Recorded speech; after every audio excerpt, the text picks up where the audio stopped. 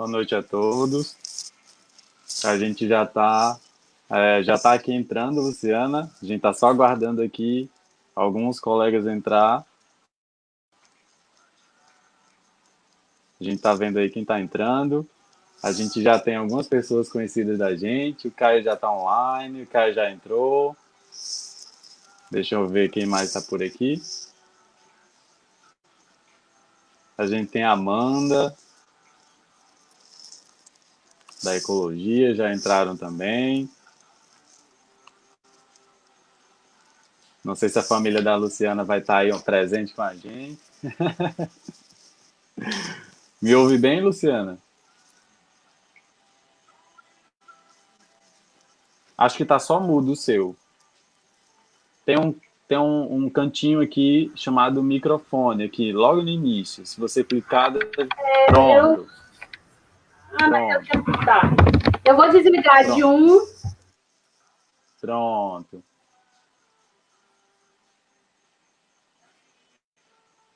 Pronto. Só ainda não consigo te ouvir. Me escuta? Eu tava te ouvindo e agora sim. Agora sim, Luciana.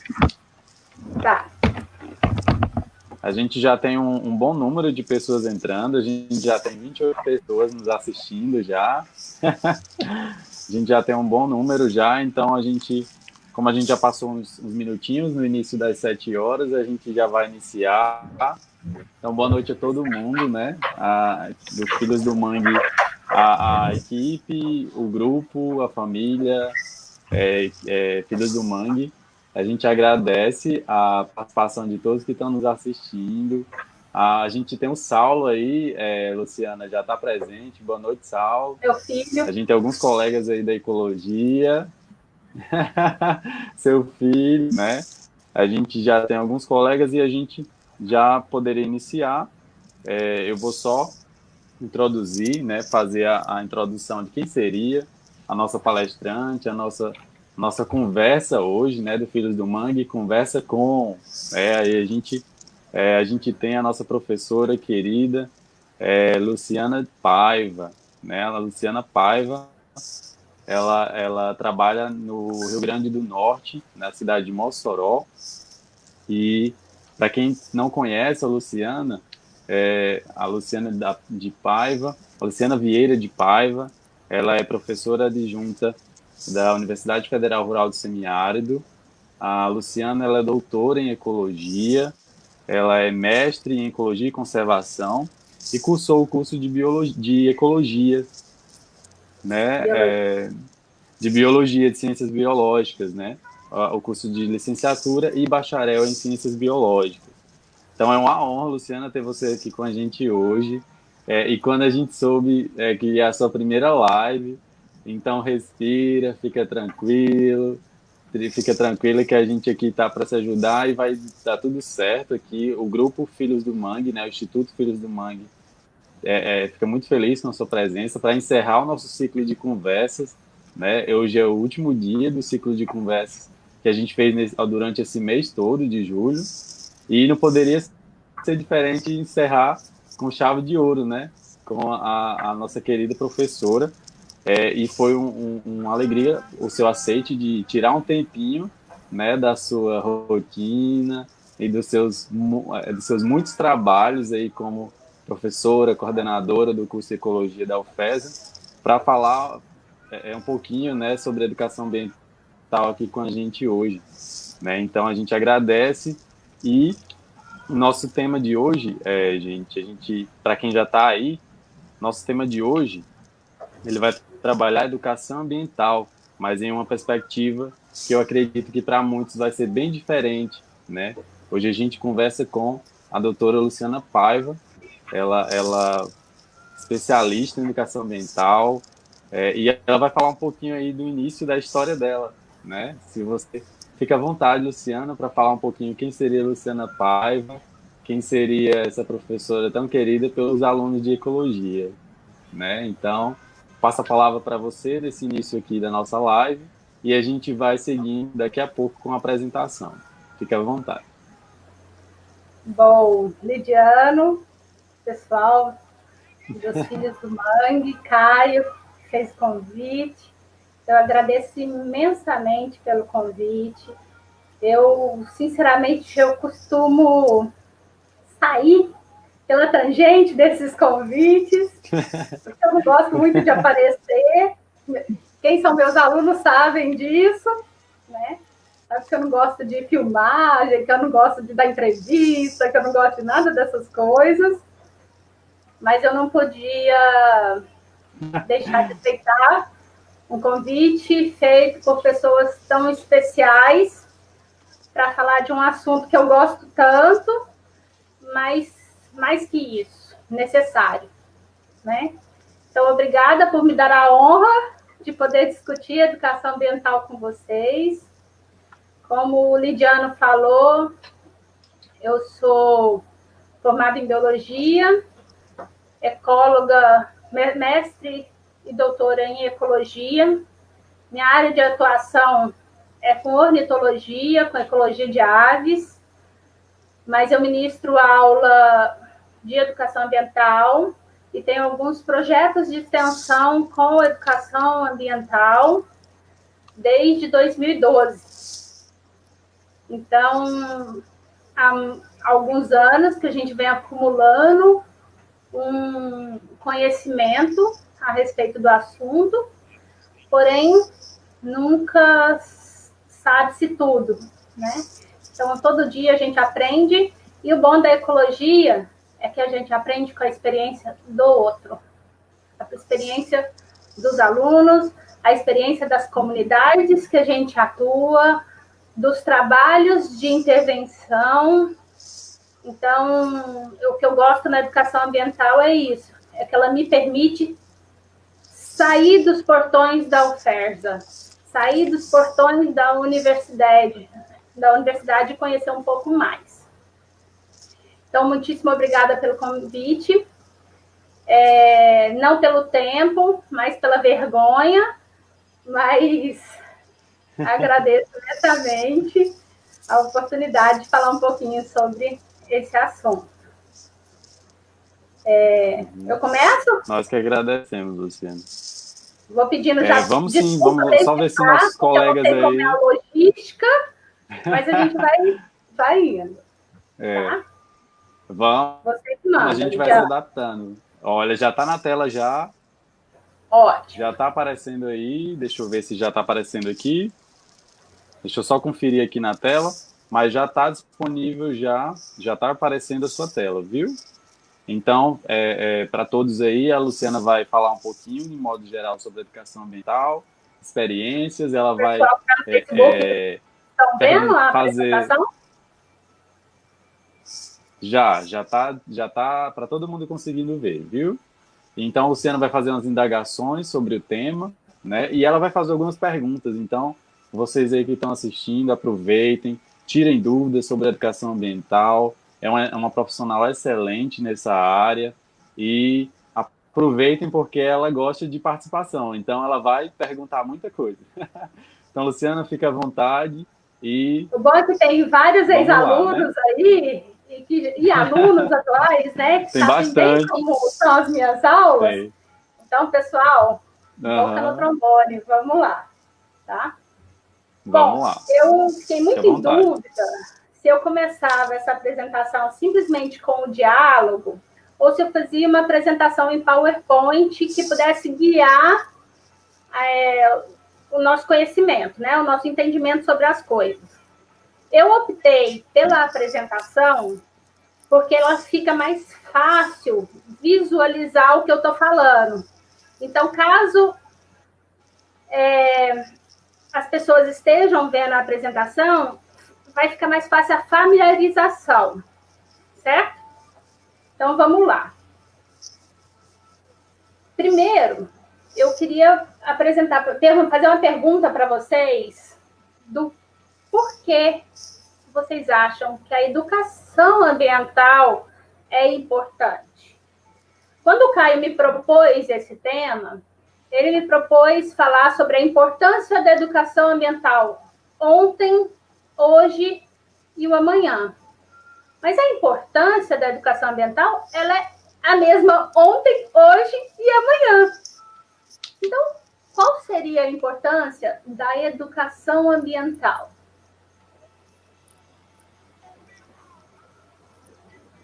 Olha essa tirinha.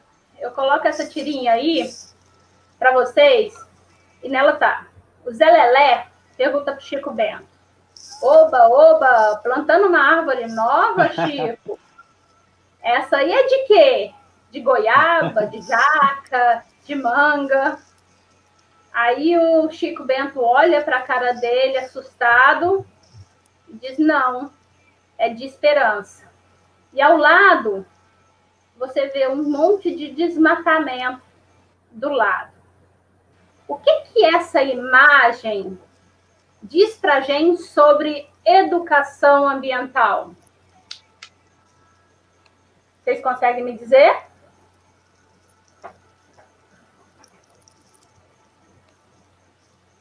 Vou ajudando aí, hein, Eu vou aqui ver se alguém responde, Luciana, e eu te passo se... Tá. Pode deixar, estou aqui, atento aqui. Ok. Vamos lá. E é comum, viu, Luciana, se acontecer de algumas pessoas ficarem tímidas,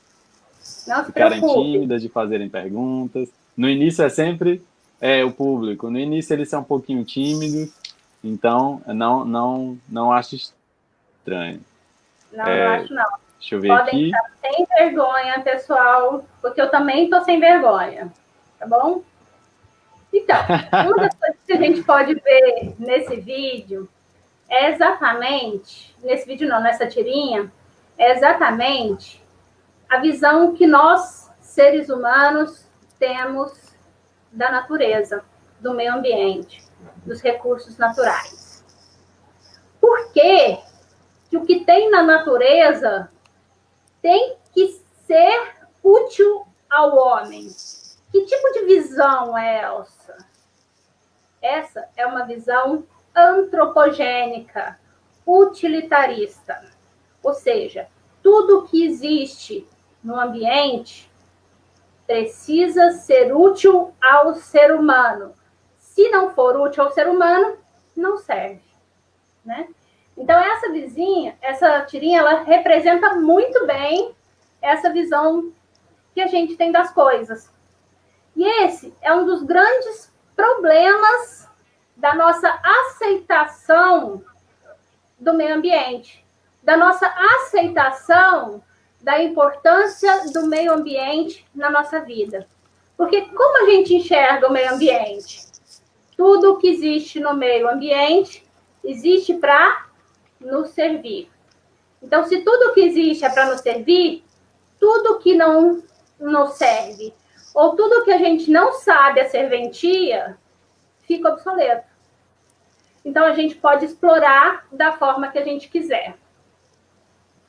Esse é um dos pontos principais que eu gostaria de deixar aqui para vocês. Vamos lá, para o próximo. Bom, agora eu vou colocar algumas reflexões. E essa pergunta, por que a educação ambiental ela é importante? Depois de todas as minhas reflexões, eu vou querer que vocês respondam. Ok?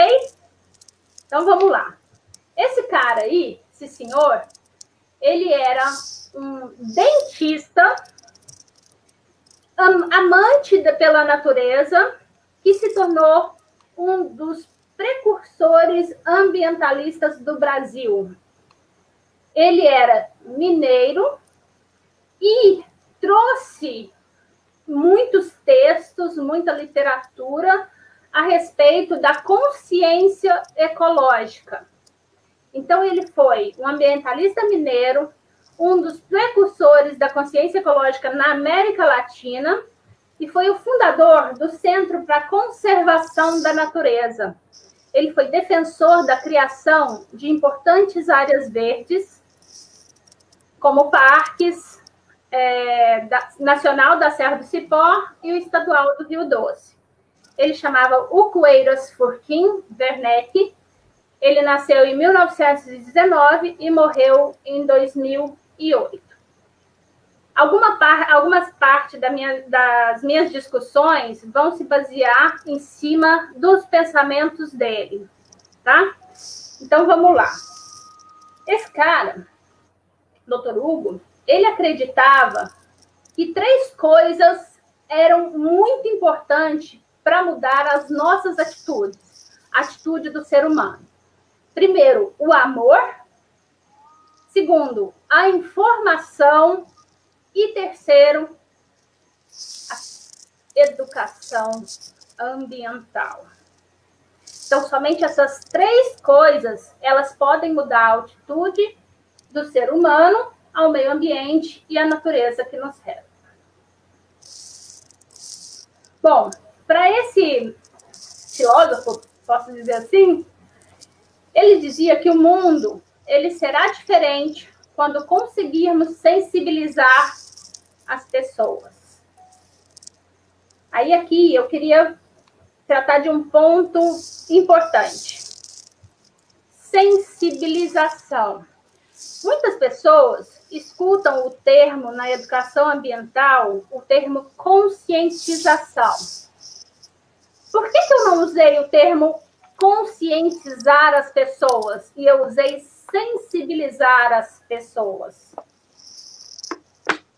Vocês sabem?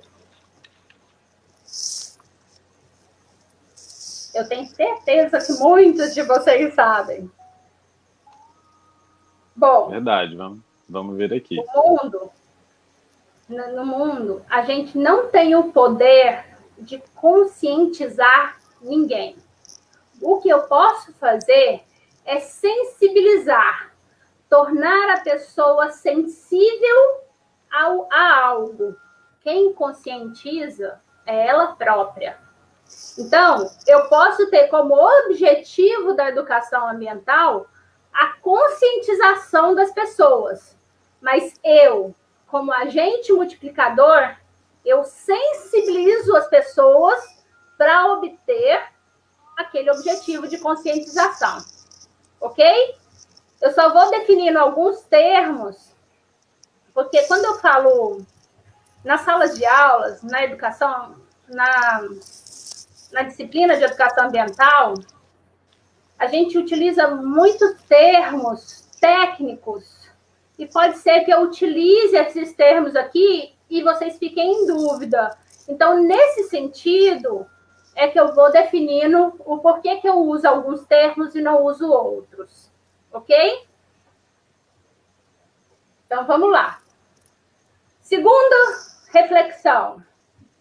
O ser humano somente sente necessidade de cuidar daquilo que lhe é caro.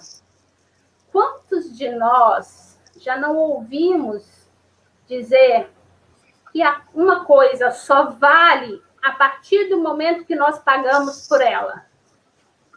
Quem aqui dava o devido valor à água antes da gente pagar por ela? Quem aqui economizava a água antes que ela nos fosse cara? Se você fala para o ser humano que ele vai receber multa por alguma ação, ele para de fazer aquela ação. Muitas vezes, ele não para por consciência do que é certo e do que é errado, mas ele paga porque vai ser caro para ele.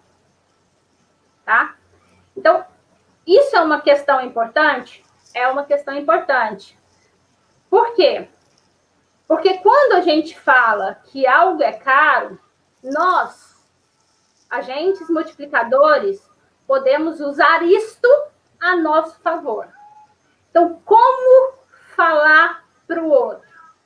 Tentar mostrar o valor que aquele meio ambiente tem, o valor que aqueles recursos naturais possuem. Então, isso é uma forma que nós, ambientalistas, temos de dialogar com as pessoas que não têm conhecimento ecológico sobre as coisas. Tá ok? Tá dando para entender? Certo. O doutor Hugo... Tá ótimo.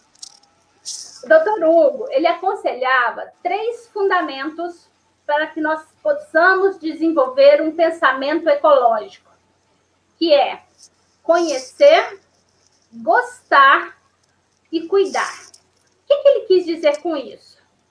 Que quando se trata de meio ambiente, nós temos a necessidade de conhecer o ambiente, de conhecer o funcionamento da natureza, de conhecer como são as relações ecológicas conosco. Uma vez que a gente conhece, a gente desenvolve empatia por aquilo, passa a gostar daquilo, e aí a gente tem a necessidade de cuidar, tá? Então, é exatamente isso que esse quadrinho aí explica. Que, primeiro, é importante que a gente conheça de maneira científica e que a gente vivencie os mecanismos de funcionamento e autoperpetuação da natureza, para que possamos gostar, desenvolver empatia, querer proteger aquilo. E aí sim a gente pode desenvolver mecanismos de defesa do meio ambiente. Teve um texto que eu falo muito nas minhas aulas para os meus alunos, que é um texto ainda do Hugo Eiras Forquim, que é uma conversa, um diálogo em que ele tem com um amigo e que ele tenta definir educação ambiental. Eu não vou passar aqui o texto inteiro para vocês, mas alguns trechos para a gente discutir a respeito. Algum tempo atrás, eu conversava com um amigo e ele me perguntou o que é, afinal, desenvolvimento sustentado. Eu respondi que existem 106 definições de desenvolvimento sustentável. E que, evidentemente, eu colocaria em dúvida todas elas, até que apareça a 107ª definição e que me satisfaça realmente. O que ele quis dizer com isso? Quando a gente trabalha com definições relacionadas ao meio ambiente, relacionadas às questões ambientais, que várias definições surgem para ecologia, surgem para educação ambiental e para desenvolvimento sustentável. Só que nem todos é completo, porque tanto o desenvolvimento sustentável quanto a educação ambiental são termos extremamente complexos. Nós temos a tendência de simplificar, de tornar algo muito holístico para a educação ambiental. Então, a gente simplifica muito. A gente trabalha com preservação da natureza, mas a gente não vai a fundo de como será essa preservação. A gente fala do lixo no lixo. A gente fala de reciclagem, de reutilização, de reuso, de todos os R's da educação ambiental. Mas isso é simplista demais. A gente fala de plantar hortas, a gente fala de plantar árvore, a gente fala de comemorar o Dia do Meio Ambiente. Mas isso é simplista demais. A gente não está envolvendo aqui as questões culturais, as questões econômicas, as questões políticas. Então, todas essas vertentes, elas influenciam diretamente na educação ambiental. Influencia diretamente no desenvolvimento sustentável. Então, qualquer definição que existe são simplistas.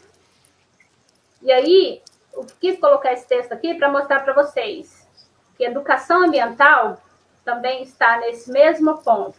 Tem mais de 100 definições de educação ambiental. Mas qual é a definição ambiental para você? O que você entende como definir? como educação ambiental? Como você defende a educação ambiental? Mais à frente, eu vou falar sobre um termo que é a nossa pegada ecológica. Qual é a sua pegada ecológica? Mas isso é para daqui a pouco, tá? O próximo texto fala também do Hugo Eiras Forquim. Ele estava contando sobre uma conversa, sobre um pedido de um engenheiro ao então governador. No idos de 1944, logo quando foi fundado o Parque Estadual do Rio Doce, um engenheiro inteligentíssimo foi ao então governador Israel Pinheiro reclamar uma licença para cortar árvores e fazer dormentes para a estrada de ferro que ele dirigia com proficiência. Diante da recusa do governador, ele fez uma pergunta que nós, ambientalistas, escutamos diversas vezes, de diversas formas. Para que serve uma árvore? Fiz a pausa proposital. Para que serve uma árvore? Árvore? É só árvore? E árvore tem que servir para alguma coisa? Servir para quem? Do que se trata essa serventia que a árvore tem que ter? Novamente, a nossa visão utilitarista reinando no nosso diálogo, tá? Então, dentro disso, eu volto com a tirinha do Zé Lelé e do Chico Bento, que é exatamente aquilo que eu falei no início sobre a visão utilitarista que nós temos. A educação ambiental visa, fundamentalmente, superar essa visão. Que visão? A do que para que serve, o que é e por quê. Peraí, travou. Porque nós somos membros de uma mesma criação. Somos iguais. A ideia de que o homem prevalece, de que temos uma posição de gerenciamento da natureza, é uma ideia eminentemente adquirida da civilização industrial. Portanto, a educação ambiental é, sim, um trabalho maravilhoso, é fascinante, é transformador de mentalidades. Não é incluir novas mentalidades, mas de redescobrir, reaproximar para um reconhecimento do ser humano pelo mundo que a civilização separou. No começo, nos primórdios do mundo, né, do ser humano na Terra, a gente tinha ser humano mais natureza. Ou seja, o ser humano era apenas um ser dentro do contexto natureza. Com a civilização industrial, a gente fez uma separação. Passou a ter ser humano e natureza, sendo que a natureza é utilizada pelo ser humano e só serve o que é útil para ser humano. E qual é a visão? E onde a gente está chegando com essa visão? Né? Então, o ser humano passa a se entender como parte integrante desta natureza. Isso na visão da educação ambiental. A educação ambiental, ela não separa o ser humano da natureza. Ele é parte integrante dessa natureza e deixa de se entender como gestor dela.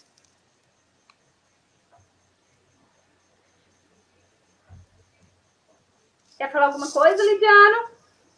Não, tá ótimo. Você está acompanhando os comentários? Algumas coisas. Eu me empolgo aqui na minha fala, então de vez em quando você me A chama. gente tem, a gente tem aqui o Fábio, o Fábio Flecha. Eu acredito que ele seja de Aracati, da aldeia do Mato. Ele está dizendo que está adorando a sua explanação.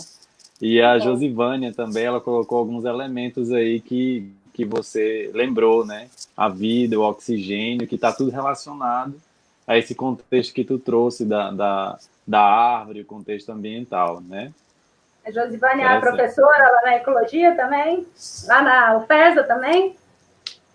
Deve Eu ser. não sei te dizer. Eu também É de não sei, mas Mossoró. É de eu Mossoró. acho que deve ser. É isso mesmo. Pode continuar. Pode Vamos continuar, lá. viu?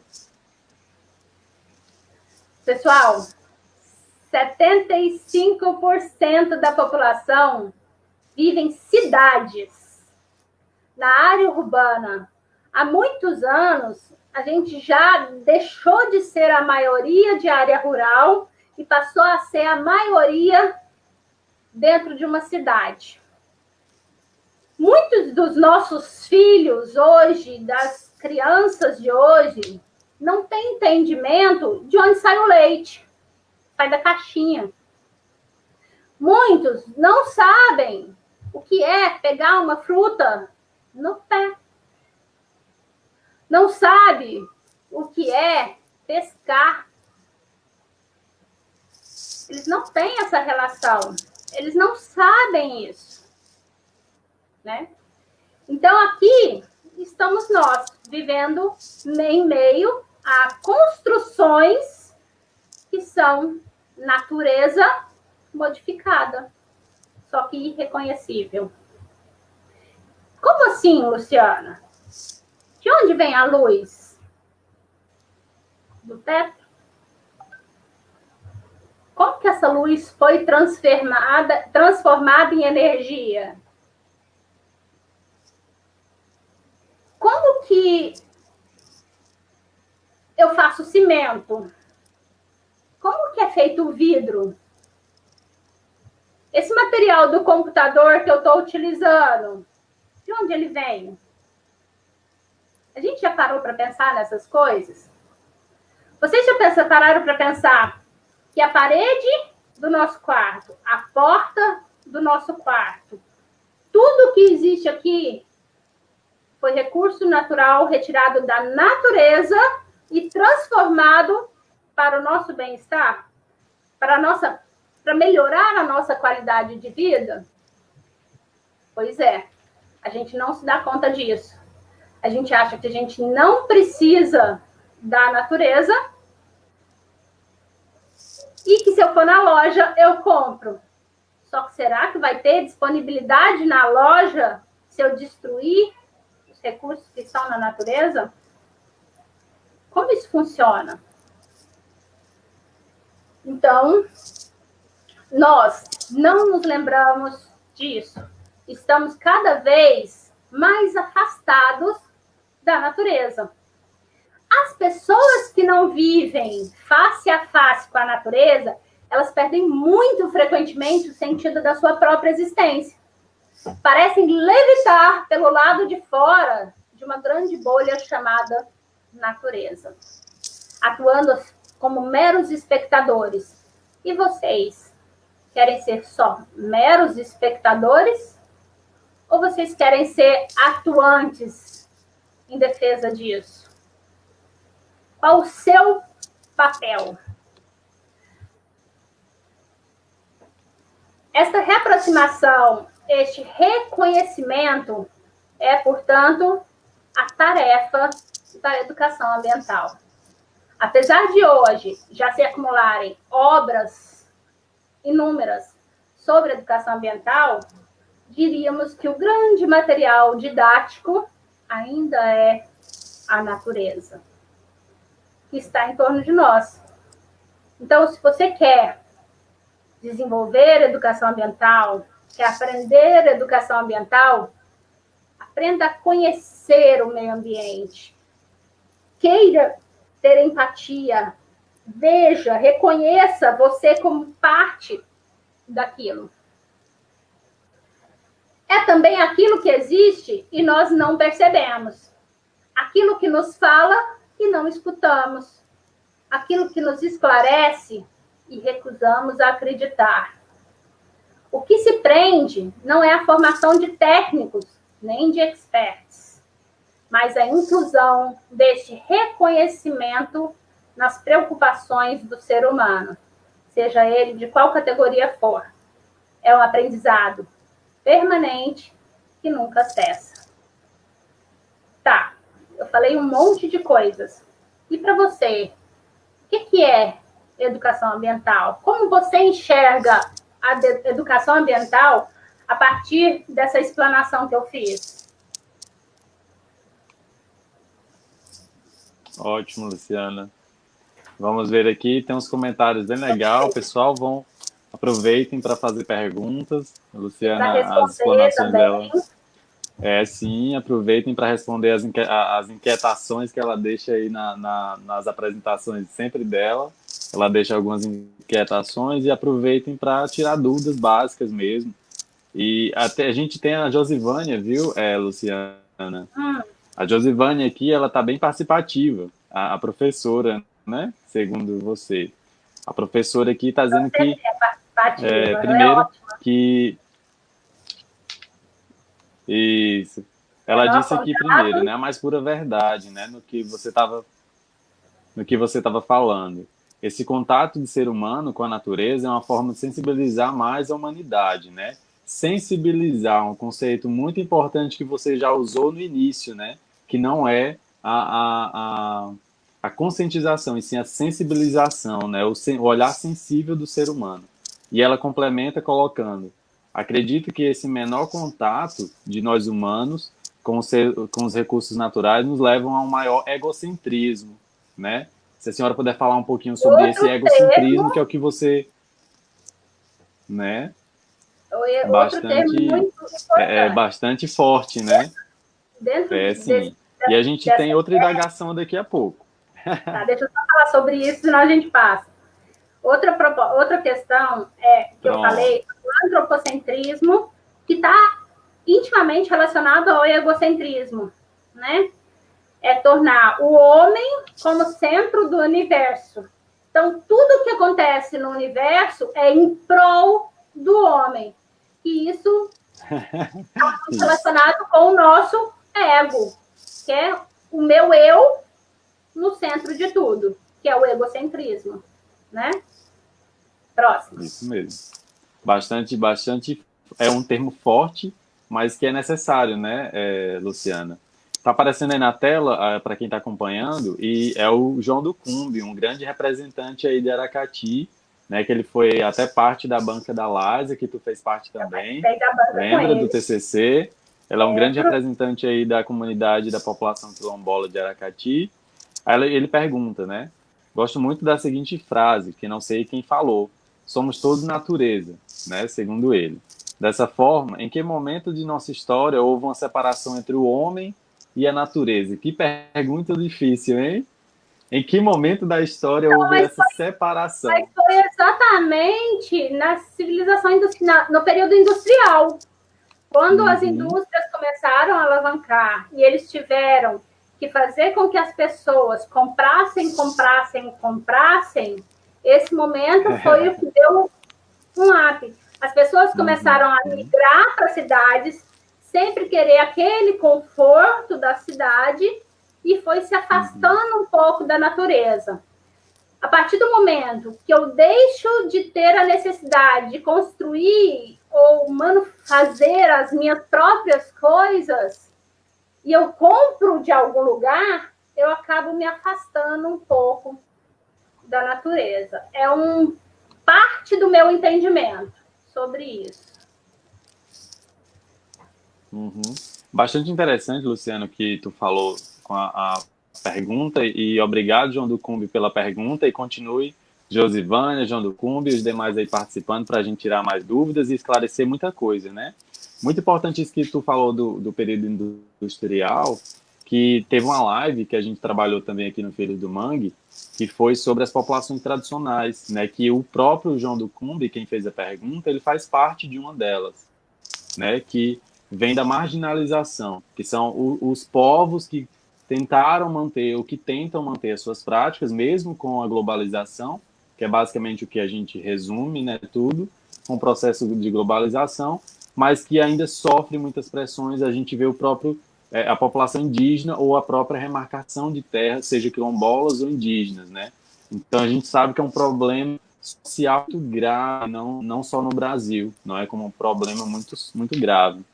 Então, complementando aqui, a Josivânia novamente, né? Ela bem participativa, respeito ao ambiente, sensibilizar para conseguirmos nos conscientizar, bastante importante. Ela mandou um abraço, Luciana. E tem outro aqui, outro perfil, Cobra Preta Prete. É de Aracati também, Cobra Preta Prete. Colocou, sensibilizar realmente é importante, e isso parte da convivência com a natureza. Pisar no chão, sentir a terra, as águas, o mar, tornar-se sol. Um elemento, né, Luciana? Fazer parte desses elementos que já são da natureza, né? Nós somos parte dessa natureza. É o complemento dele. E Caio, tá surgindo várias perguntas. Calma aí que... Deixa eu só Deixa eu fazer um ver comentário aqui. sobre o que o Fica à Cobra Preta vontade. falou. Vai lá. Nesse Pronto. texto que o Porquinho fala, ele termina o texto comentando sobre... Ele vai explicando várias coisas sobre a educação ambiental e ele termina o texto com a pergunta de um amigo dele. Então, quer dizer que quando eu vou no supermercado comprar minha carne, minha verdura, meu pão e tudo que eu vou comprar, eu estou comprando minha porção de sol. Isso. O que isso quer dizer? Isso quer dizer Verdade. que tudo que existe depende do sol. Que se tem planta é porque ela faz fotossíntese, né? E a planta, ela é a base alimentar de tudo. Então, será que tudo que eu vou comprar é minha porção de sol? Né? Então, é isso daí que ele falou, que nós somos a terra, é o sol, né?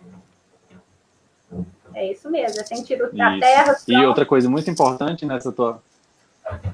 Isso, uma coisa bem importante na sua fala, para a gente complementar, é que os recursos naturais, eles não são quantificados na valorização econômica, né, Luciana? Então, a gente tem essa parte que não são quantificados. Então, à medida que eu não tenho a quantificação, esse valor ele é reduzido, esse valor mascarado pela sociedade, né? Então, a gente foi até uma parte da conservação, a gente precisa falar de economia, precisa falar de dinheiro, recurso, para que se tenha um olhar mais de proteção, um olhar mais sensível para essas áreas, né? Se a gente relacionar. Então, os recursos, eles não têm um emprego direto no dinheiro, né? Que a gente paga, né? Ele não tem. Então, a gente utiliza muita coisa sem pagar, né? Na verdade, isso que você falou do sol. Hoje, duas coisas você está comentando aí. Que é o nosso PIB, né? Produto Interno Bruto, que hoje o produto interno bruto de um país, ele considera aquilo que você produz. Como que eu posso chamar? O que o ecossistema produz, os serviços ecossistêmicos, que na ecologia a gente chama, que seria, podendo explicar para quem não sabe o que é um serviço ecossistema, é tudo aquilo, todos os serviços que a natureza desenvolve e que traz benefício para todos os seres, mas que não são cobrados, não tem um valor monetário. Então, por exemplo, ar. O que é um ar? O ar é um recurso natural. Para que a gente viva bem, o ar tem que ser puro. Como é feita a purificação do ar? como é feita a purificação do solo? Como é feita a purificação da água para que nós tenhamos esse recurso natural de uma forma boa para nosso uso? Essa purificação é exatamente o que a gente chama de serviço ecossistêmico ou serviço natural, tá? Sim. Isso não é considerado no PIB. Então, mesmo a gente morando em um país extremamente rico em recursos naturais, que tem alta produção de serviços ecossistêmicos, ainda assim, a nossa produção industrial for baixa, a gente é um país não tão rico assim. Entende? Verdade. Bastante. Essa reflexão é bem profunda, né, Luciana? Mas é verdade mesmo. Vai longe. Vamos continuar aqui. Tem. chega assim, a gente que estuda a ecologia e a conservação, isso chega a ser bem reflexivo, dói um pouco, né? Então, Filhos do Mangue aqui, a Liza, né? A aluna Liza, a aluna da ecologia, agora é ecóloga, né? Isso. Não seria melhor usarmos bens naturais ao invés de recursos naturais? Ou outra visão, ela aprendeu com o João sobre essa possível troca, né? Ou substituição desses termos, bens naturais ou recursos naturais. Qual é a tua visão sobre isso? Eu concordo plenamente. Na verdade, na literatura, a gente utiliza recursos naturais, né? Mas essa visão que ela coloca e que o João coloca é extremamente procede. Porque isso é mesmo um bem natural. Recurso dá a sensação de que ele está ali para ser utilizado, né? E o bem não. O bem é uma riqueza que a gente tem na natureza. Não sei se é exatamente essa a definição, João, mas você me corrija se não for. Sim. Eles estão aqui participando e qualquer coisa, o João do Cumbi continua participando com a gente, a Laís e os demais aí, façam perguntas. Novamente, a nossa querida Josivânia, sempre participando aí, ela colocou agora, né? Infelizmente, a maioria não sabe que o uso de forma insustentável, que é esse uso desenfreado, né? Leva à escassez das nossas fontes, que sabemos que muitas delas não são renováveis, né? Luciana, se você pudesse falar um pouquinho sobre a associação de produtos não renováveis com a educação ambiental, para a gente relacionar um pouquinho, porque isso tem muito a ver, né? Que a gente aplicar a educação ambiental tendo uma relação com essa sustentabilidade do recurso, né? Ou do bem. Vou tentar relacionar com essas três coisas. A questão dos recursos, a sustentabilidade e a educação ambiental nesse processo. Tá? Ótimo. Vamos ver se eu consigo fazer isso. Então, vamos lá. Claro. Nós temos três tipos de recursos. Os recursos renováveis, os inerentes e os não renováveis. Os renováveis são aqueles que em um período de tempo, um intervalo de tempo pequeno, ele consegue se renovar. Então, mesmo que a gente extraia ele da natureza, em um pequeno intervalo de tempo ou em um tempo determinado, ele vai conseguir se renovar. O não renovável são aqueles que o tempo de renovação dele é tão extremo, tão grande, que a gente nem em algumas gerações a gente não consegue repor, como é o caso do petróleo, por exemplo, né? O petróleo, para se formar, são ossos, né, ou organismos que vão se fossilizando por muito tempo e vão se transformando no petróleo, falando de uma forma muito simplificada do processo. Bem geral, né? Isso. Mas ele leva muitos anos, nem se sabe quantos anos ele levou para essa formação. Então, nesse sentido, para que todo esse petróleo que a gente está extraindo, para ele renovar, a gente não sabe nem quanto tempo demora, não sei quantas gerações para frente isso vai ser possível. Então, ele é considerado como recurso não renovável. E o outro que eu falei é igual ao sol, ele está sempre aí disponível. Entendeu? Tá. Bem Partindo importante dessa isso que tu tá. ideia... Sim, a gente já tem novas perguntas. Então, partindo dessa questão, os recursos, os bens renováveis, esses bens renováveis, a gente utiliza muito para relacionar com sustentabilidade. O que é o termo sustentabilidade? Sim, posso partir? Oi? Sim. Está falando comigo? Não? É quando aquele bem, ele é renovado, ele é retirado da natureza com um tempo definido para que ele possa se renovar. Quando você extrai mais do que o tempo necessário para a renovação, isso é insustentável. E qual é a proposta da educação ambiental?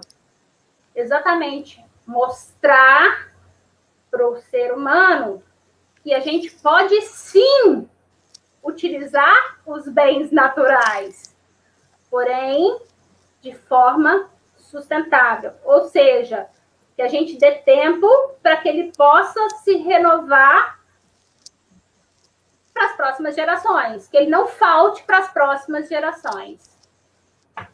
Mais ou menos isso. Entendeu? Ótimo. Respondeu? Ótimo.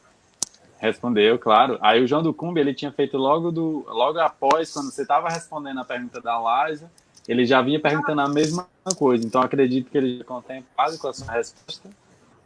A senhora concordou com ele.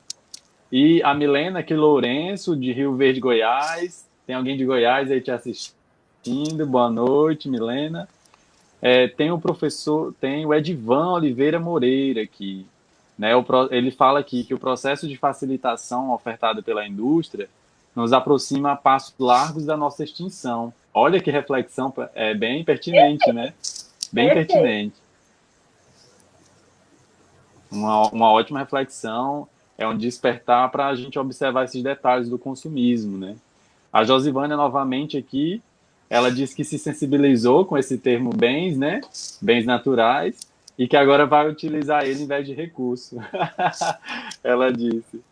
Então, o Átila aqui, um abraço, amigo Átila, um abraço aí ao professor aí de Aracati, professor de português. João do Cumbi, ele continua aqui novamente, parabenizando, viu, Luciano, João do Cumbi. A ideia de recurso vai estar associada à questão do comércio, né, que está à venda, é o que está disponível, né, e não aquele que você tem a escolha, a soberania de escolher, e sim é o que está disponível, é o que tem nesse momento.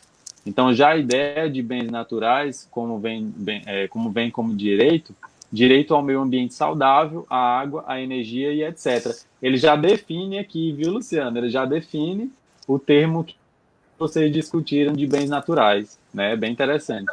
Que é diferente do consumo, diferente da venda, né? Interessante. Sim. Tem mais uma perguntinha aqui, do Antônio Neto, né? Antônio Neto, não sei de onde é que ele é, se ele pudesse identificar, né, para a gente estreitar os laços. Como abordar a educação ambiental na busca por uma transição agroecológica, né, rumo à sustentabilidade? É uma pergunta bem... Antônia, essa pergunta eu não sei se eu sei te responder muito bem, né? Mas quando a gente fala em agroecologia, a gente trabalha muito com as questões de desenvolver os produtos agrícolas de forma sustentável. É possível? É possível. É possível ganhar dinheiro com isso? Também é possível. Qual é o problema? Por que as pessoas geralmente não fazem isso? Porque tem um custo maior no início. Então, é uma espera muito grande, é uma preparação muito grande de terra. As plantações elas têm que ser mistas com o ambiente, com plantas naturais, né? Plantas naturais, não, desculpa, com nativas. As nativas, isso. Mas eu realmente eu não sei muito falar sobre esse tema. Fico devendo essa. Uhum. Eu posso complementar, se você, Por se você, a favor. gente faz uma conversa, a gente vai complementando. A gente tem lá, Luciana, que a gente lá também aqui Filhos do Mangue sobre agroecologia ou agroflorestas, né? Que isso é uma associação entre um termo que vem se valorando muito dentro da ciência, né? A agrofloresta ou a agroecologia. Isso é questão do recurso. Eu considero também a sua posição correta. A minha visão também é mais colocada no início como um valor um pouco mais alto, porque a demanda ainda não faz jus à qualidade do produto. Então, às vezes, é um desconhecimento. À medida que tem a maior demanda, esse produto começa a ser diluído mais nos mercados, né? Então, ele começa a ter um valor mais compatível com os demais produtos. Mas como ele tem baixa procura, então a produção também ela é reduzida, então ele tem um aumento sim do preço, mas isso depende da região, né?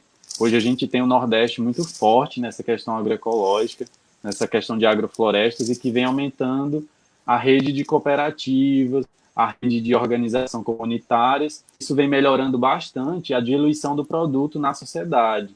A questão da preocupação também, nós como cientistas, como professores, nós nos preocupamos mais com a alimentação, então nós vamos procurar cada vez mais alimentos agroecológicos, orgânicos, saudáveis, né? E a pergunta dele, agora a pergunta de relação rumo à sustentabilidade, ao meu ponto de vista, eu acredito que a Luciana deva compartilhar, a gente precisa combater um pouco mais o capitalismo, coisa que é difícil. Né? O capitalismo ele tende a ser muito opressor, ele tende a ser muito forte, e a gente precisa combater um pouco isso. Ter a sustentabilidade como ecologia, no sentido que é peso econômico, mas também um peso ambiental para a gente chegar a uma associação, digamos, um pouco menos danosa, né? A minha visão aí, Antônio, a minha visão.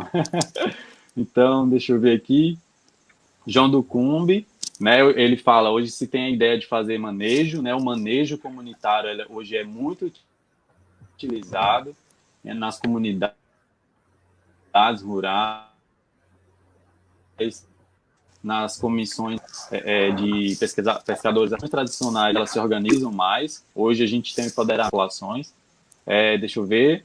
Átila, o professor Átila Cavalcante, complementando, né? Devemos investir mesmo na agricultura familiar, que é o eixo e a base da alimentação nacional, né, Luciana? A gente tem aquele velho termo de 70% da alimentação brasileira, mas ele é um fato. Ele é um fato.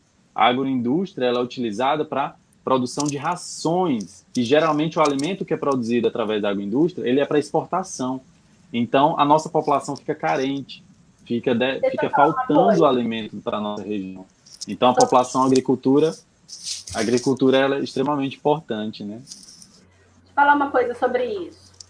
Não sei Pode se você falar, fique à sabe vontade. desses dados, mas mais de 70% da população mundial recebe o equivalente a R$ 4 por dia.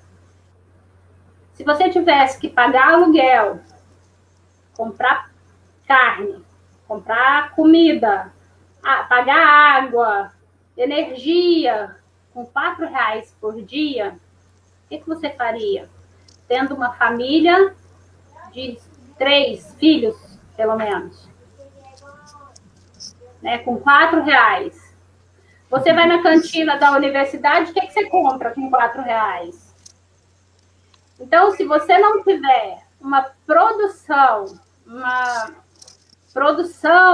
familiar, né, isso não dá para sobreviver. Se você não tirar da terra, se você não plantar, você não tiver seus animais de criação para matar e comer, como que essa pessoa sobrevive? Como que essa família sobrevive? Né? Então, é algo que a gente tem que pensar.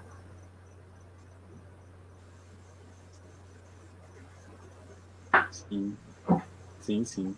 E assim, a gente que trabalha com etno, né, o LAB, né, o Laboratório de Etnoecologia e Conservação da UFESA, a gente tem essa relação mais próxima, né, com esses agricultores, com essa relação mais o homem do campo, as comunidades tradicionais, né? Então, a gente vê que é uma fonte ou então é um recurso, um bem, na verdade, né? Vocês ensinaram hoje que é um bem que deveria ser mais valorizado, né? Esse recurso, essa utilização, essa forma de trazer economia ao mesmo tempo de uma maneira menos danosa, né? De uma maneira menos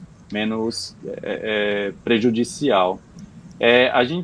Luciana, a gente está caminhando para o final, mas assim, por incrível que pareça, já passou mais de uma hora. Mas assim, a senhora tem mais algum? A senhora tem mais alguma coisa da apresentação para a gente ainda? Tem a apresentação, mas eu posso ir em alguns pontos principais que eu quero falar, e aí a gente pode finalizar. Mas tá. Não tem. Pronto, mas fica à vontade, o tempo é da senhora, a gente fica aqui. Então, pode apresentar, fica à vontade aí para continuar a sua explanação e depois a gente volta com as perguntas, tá bom? Certo. Então, aqui no caso... Fica à vontade, viu? Eu estava definindo o que é educação ambiental, algumas definições, né? Onde eu digo que ela é um processo. Quando eu falo que ela é um processo, ela é algo que tem um início, um começo, mas nesse caso não tem um fim, porque na educação ambiental a gente continua sempre aprendendo, né? Então, é um processo que tem como objetivo formar cidadãos, cujos cidadãos, no seu âmago da definição, que tem direitos, mas também tem deveres sobre as questões ambientais. Então, é um processo que, com objetivo, a formação de cidadãos, cujos conhecimentos acerca do ambiente biofísico e seus problemas associados pudessem alertá-los e habilitá-los a resolver seus problemas. Lembra aquela frase que a gente escuta, que a gente não deve dar o peixe, mas sim ensinar a pescar? É essa a ideia. A proposta da educação ambiental é você orientar, é você sensibilizar o outro, auxiliar o outro a que ele seja autônomo dessas ações. Então, a educação ambiental é hoje uma ferramenta que eu considero poderosa para o desenvolvimento sustentável e fonte de alimentação de uma consciência ambiental coletiva. Deve despertar a compreensão da necessidade de nos comprometermos com o meio em que vivemos e devemos assumir responsabilidades para enfrentar os desafios ambientais da atualidade.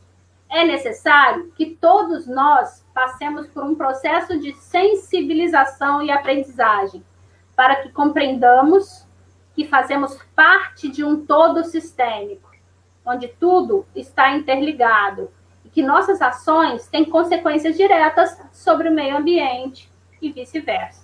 Tudo que acontece no meio ambiente recai sobre nós. Então, é assim que nós convidamos a sociedade a construir um mundo mais sustentável. Aqui tem um cara chamado Carl Sagan, não sei se fala assim, e que ele criou um calendário cósmico. O que é esse calendário cósmico? A gente sabe que o planeta Terra ele já tem 7 bilhões de anos, né? Não sei exatamente. Mas, enfim, se a gente for pensar nesse tempo E a gente sabe que o homem existe no planeta Terra há 200 mil anos. Qual é a proporção disso, né? 7,2 bilhões de anos para 200 mil anos atrás, qual é a proporção de sobrevivência nossa? Então, esse cara aqui, ele conseguiu transformar esses 7,2 bilhões de anos em um ano só, mostrando quando que as coisas surgiram. E aí eu pergunto, o que isso tem a ver com a educação ambiental? E aí eu respondo mostrando para vocês esse calendário cósmico.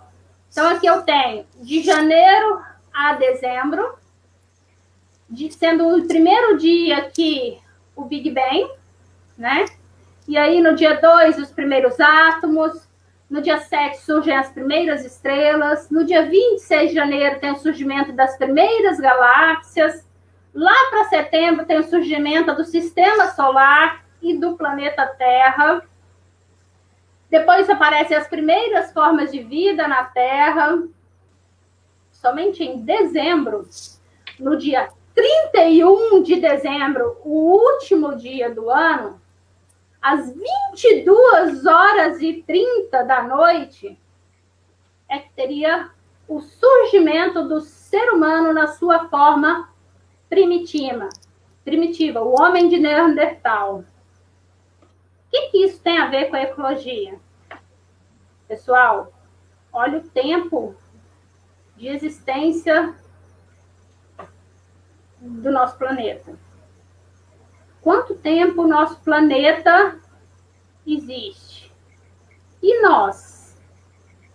Será que nós temos o direito de causar tanta destruição, tendo vivência em um intervalo tão curto de vida do ser humano nesse planeta? Fica a reflexão. E aí, nisso daí, eu gostaria de perguntar, nesse tempo de existência, qual é a sua pegada ecológica?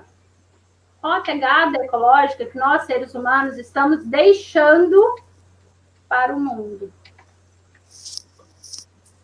Ou seja, o que é uma pegada ecológica? A gente diz de pegada ecológica é que tudo o que a gente faz aqui na Terra, todas as ações que a gente tem na natureza, a gente deixa marcas.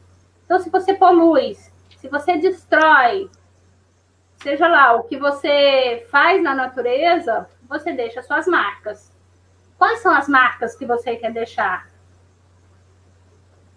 Então, aqui tem uma pegada que define aqui florestas, representa a extensão de áreas florestais necessárias para o fornecimento de produtos madeireiros, celulose e lenha, pastagens, áreas construídas, oceanos, áreas agrícolas.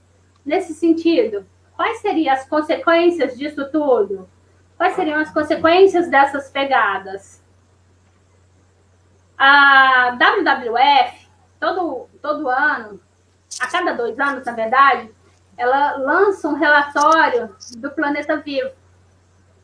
Esse relatório aqui foi de 2012, está um pouco ultrapassado, mas ele destaca a pressão acumulada que estamos colocando em nosso planeta e o consequente declínio na saúde das florestas, rios e oceanos.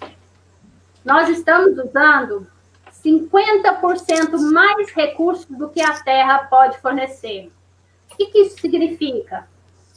Que se a gente quiser continuar nessa toada, em pouco tempo a gente não vai ter mais esse subsídio.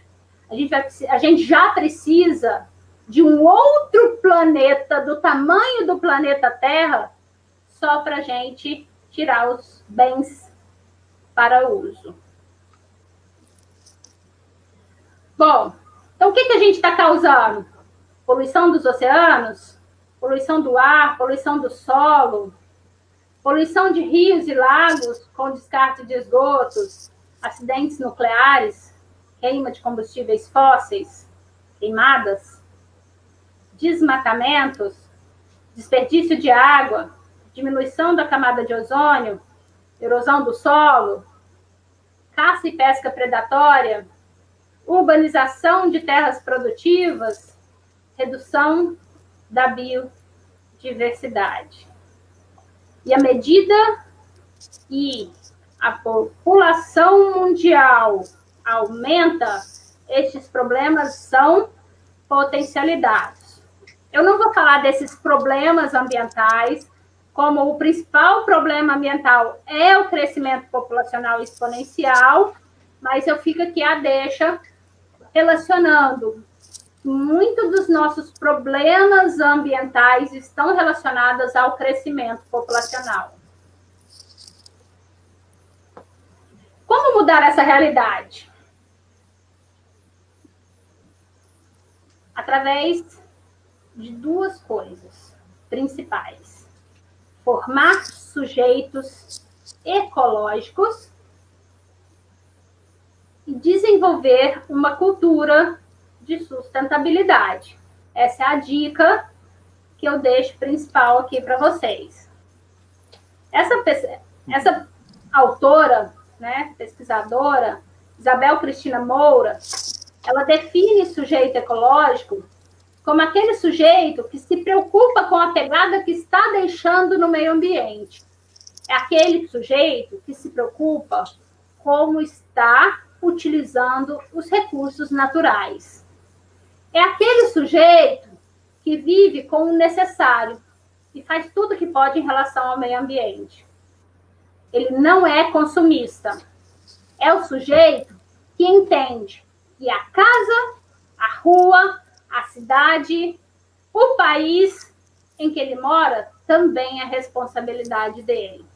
E que as ações do outro também podem interferir na vida dele.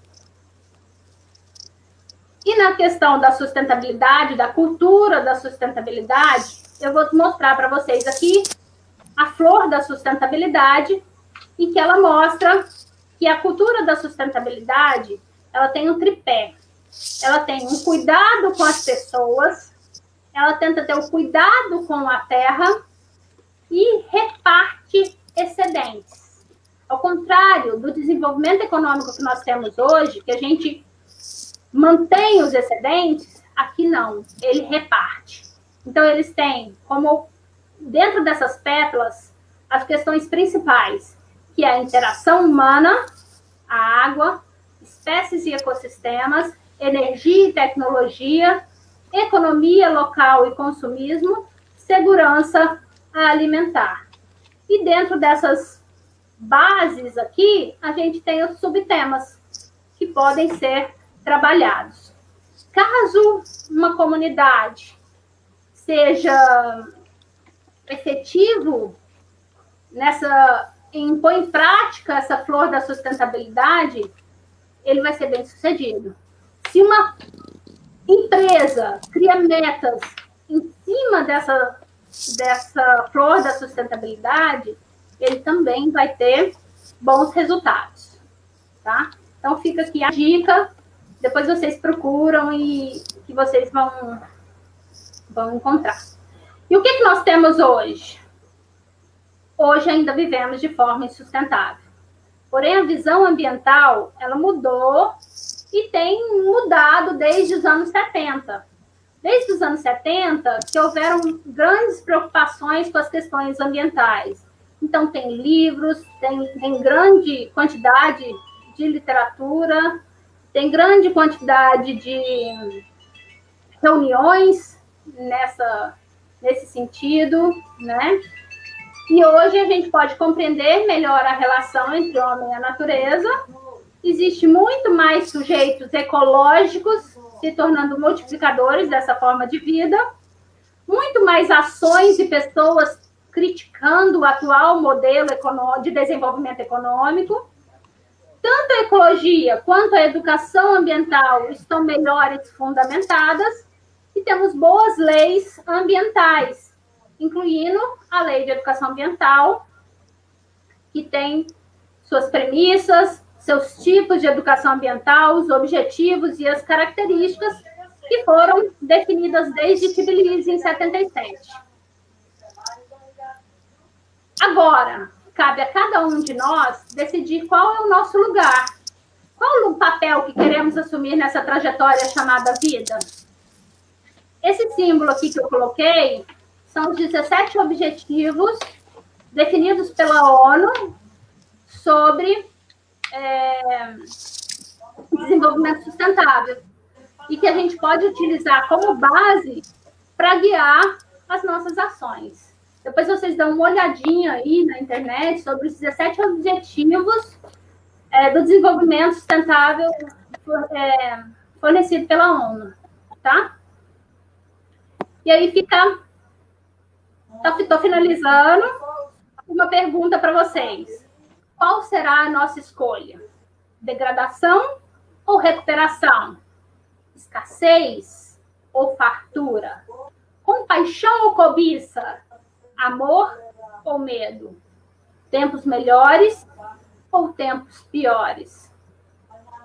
Fica aí essa dica. E eu queria finalizar com uma música. Posso?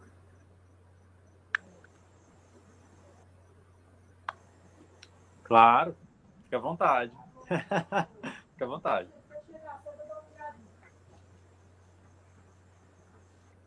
Tá ouvindo, Luciana? Vocês estão ouvindo?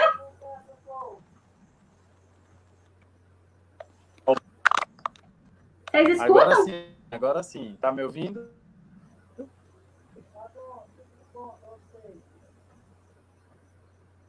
Luciana? Eu tô te ouvindo. Você tá me ouvindo? Me ouve, Luciana?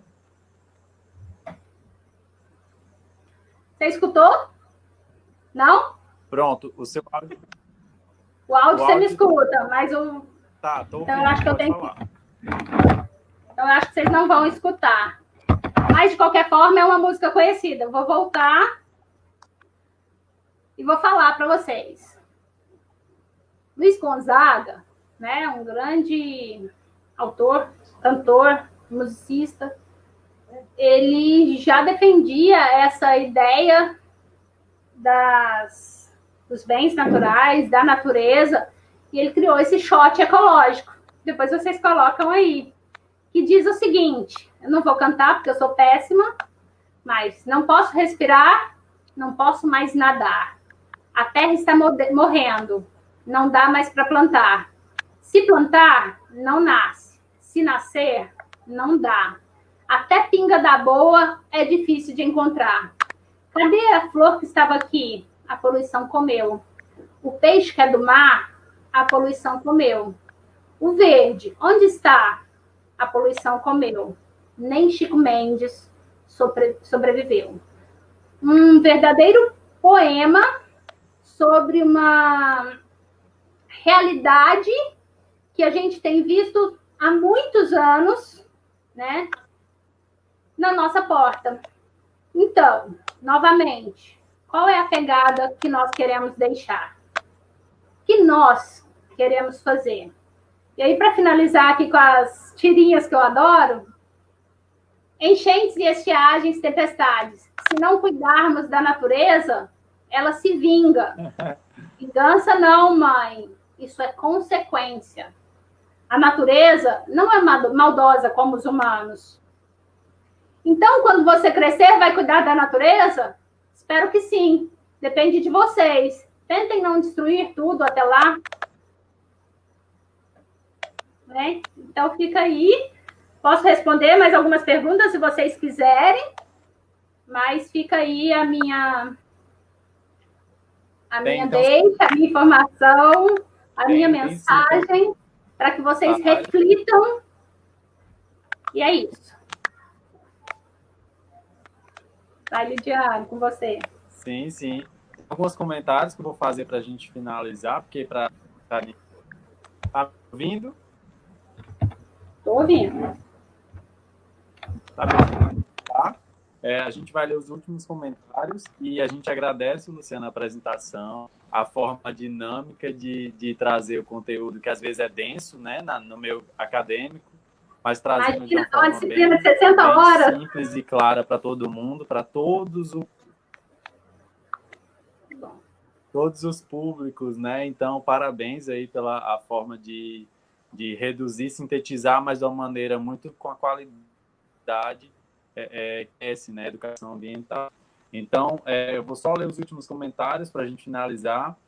Só para lembrar, Luciano, o nosso professor Luiz César, da UFESA, tá, gente, se ele ainda por aí, a gente agradece a presença dele aqui na nossa live. Luiz César, e o João Cumbi, ele complementou isso. O João do Cumbi, ele colocou: a educação ambiental é fundamental para essa transição agroecológica, uma vez que está incluindo uma série de questões ambientais, culturais, políticas, e a segurança ambiental, que foi o que tu falou, né? Todo esse contexto social.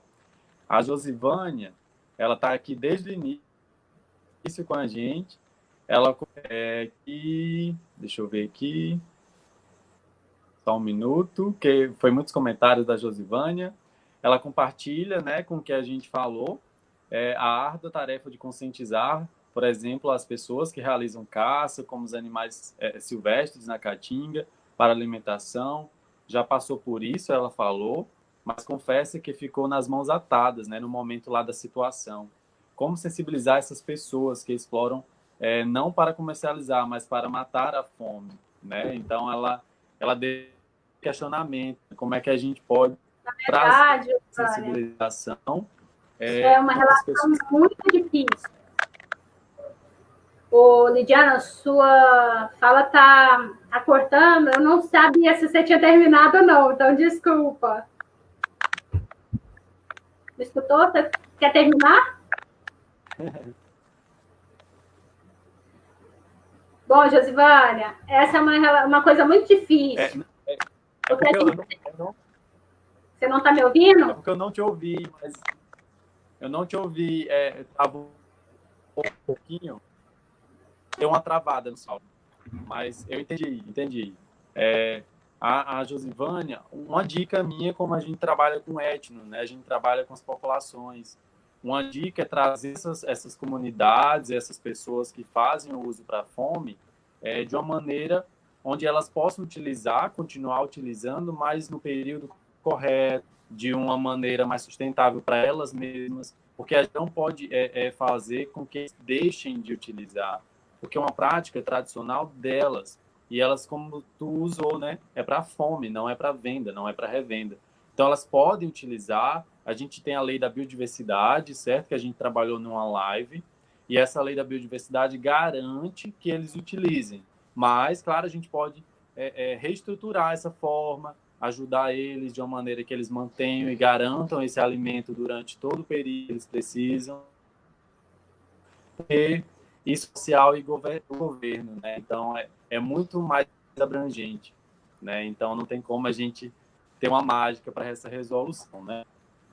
Mas eu acredito mesmo, foi difícil. Aí, Luiz César, né? O Caio deixou aí, Luciano, o link da pegada ecológica que tu falou, né? Da WWF, para quem quiser ter acesso, né? Informação da WWF.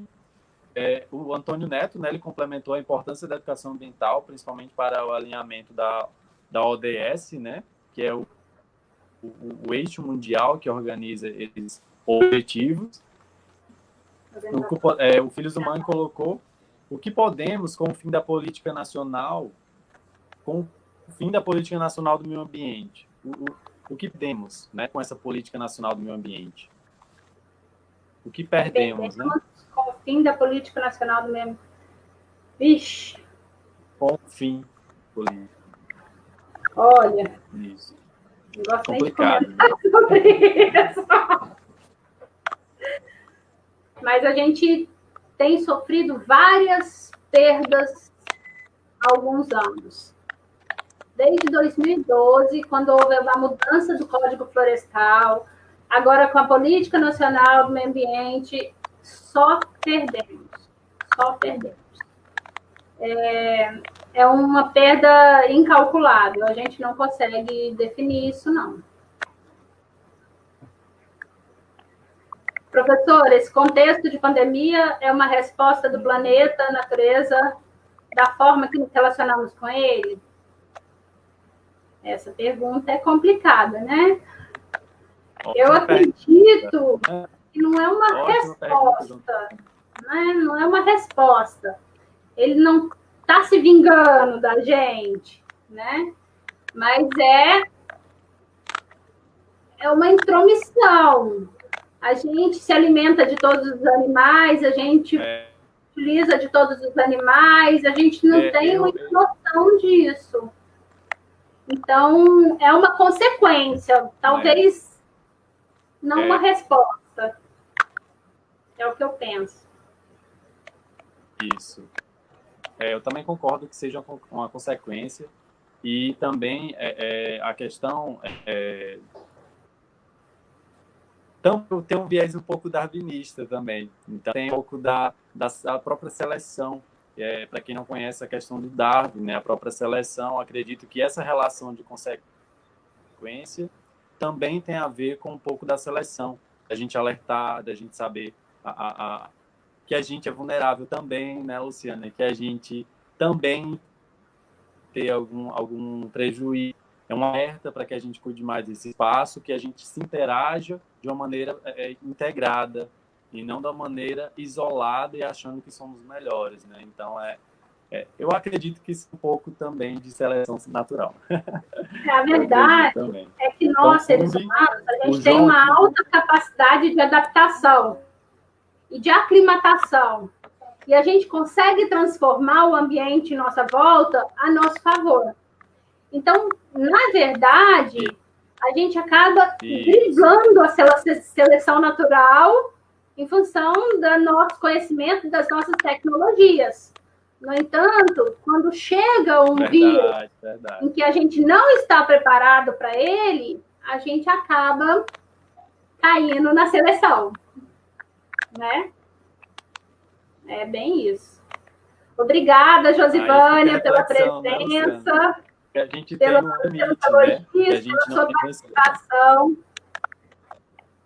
Josivânia aqui, muito participativa, João do Cumbi. Obrigada, João do Caio também. Pelas suas o Caio tem uma pergunta. Dicas, ajudas aí. Sim. Tem uma pergunta do Caio aí. Qual? Caio, qual o segredo para aplicar a educação ambiental diante do mundo tecnológico que a gente tem hoje, né? Tem a educação ambiental a sua estrutura central. Nossa luta é por sempre buscar meio de sensibilização. Qual é a maior dificuldade, Luciana, que tu vê? Qual é o segredo de aplicar a educação ambiental hoje em dia? Para mim, ensinar a educação ambiental é muito fácil. Porque as pessoas que chegam para aprender educação ambiental já estão abertas. A gente costuma dizer que são pistaches abertos. Já ouviu falar em pistaches? É uma semente e que tem umas que não abrem por lei nenhuma, nem por barro de cacetada. Elas não abrem. Outras já estão semi-abertas, se você der uma forçada, elas abrem. E os pistaches abertos, que já estão fáceis para degustar, são aqueles que já estão abertos a novas informações, a novas ideias, né? Nesse sentido, vocês que são alunos de ecologia já vêm dispostos, já vêm acreditando nessa ideologia que eu estou passando. Então, para mim, é muito fácil. Agora, quando a gente sai das portas da UFESA e vai para as comunidades, é onde a gente encontra a resistência. E aí, o que eu acho que a gente tem que trabalhar é, primeiro, não impor nossa ideologia, nosso pensamento. A primeira coisa que a gente tem que ver, e que eu falo isso sempre dentro de sala de aula, reconhecer o ambiente, entender o problema do outro, o porquê que ele está desenvolvendo aquelas ações e tentar ensinar de um jeito correto, porém que ele não seja afetado, seja culturalmente, socialmente ou economicamente. Então, tem que ter um cuidado e uma humildade muito grande para trabalhar com a educação ambiental, porque você tem que saber entender o problema do outro e você tem que saber propor soluções que os ajude e não que os critique. Respondeu, Caio? Uhum. Interessante. Interessante a sua visão. E eu lembrei de uma coisa das suas aulas, Luciano, porque as suas aulas, para quem passa por elas, fica coisas marcadas, assim. Tanto eu, quanto o Caio, quanto que nós fomos seus alunos e sempre seremos. a, a Não estou te escutando. gente, Ixi, eu não estou te ouvindo. lembrei de uma coisa que você falou, não tem um fundamento para esse aqui, ele acaba aqui, né? Tá? Voltou? Voltou. Caiu de novo. Tá me ouvindo agora? Tá travando. Vai falando, vamos ver se vai.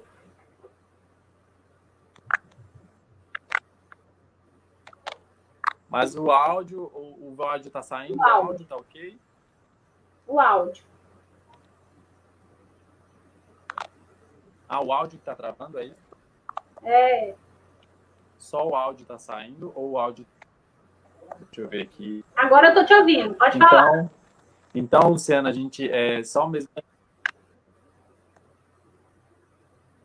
Pronto, então só lembrar que ela é continuada, né? Para quem está assistindo, a educação ambiental é continuada. Isso é uma fala da Luciana, ela nos ensinou isso.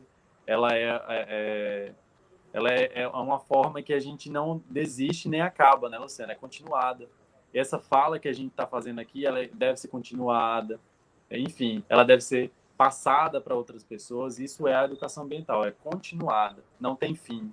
Aquela atividade que tem fim na educação ambiental, ela não é válida, ou então ela não tem um resultado, né, Luciana? Então, é o que a gente mais aprendeu nas suas aulas. É isso mesmo. Agradece bastante essa reflexão, né, esse momento de reflexão. E o que fica é o agradecimento, Luciana. A gente agradece bastante aqui esse momento. A Roberta Manalisa, a gente agradece, Roberta, pela presença. Obrigado por estar até agora.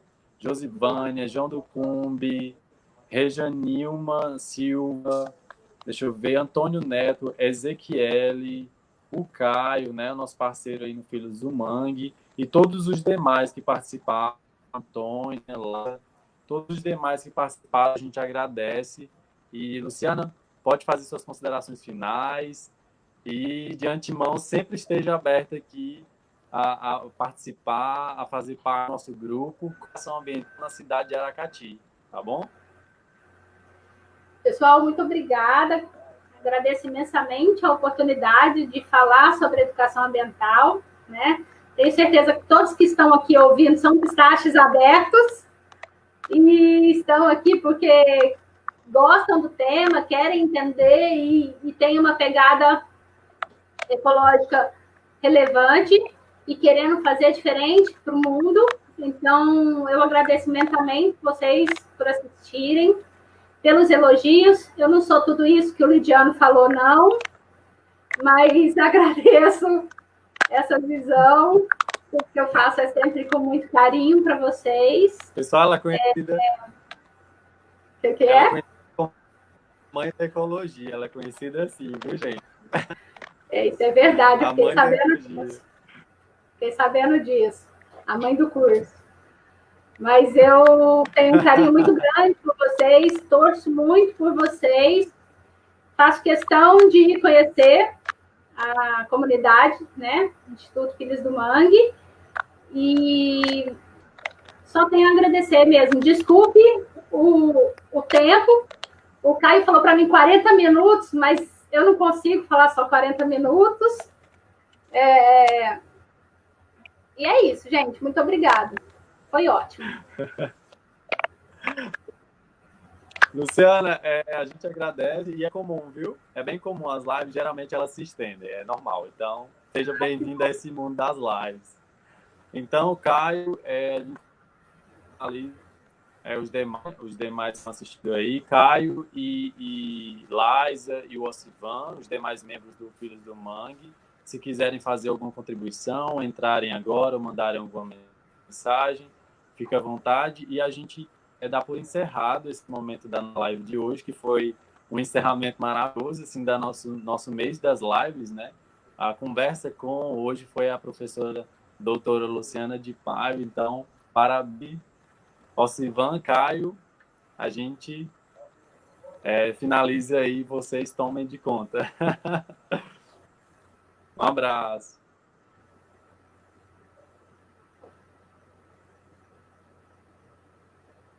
Deixa eu só ver o que eles vão fazer, Luciana, com a gente. Estou tranquila.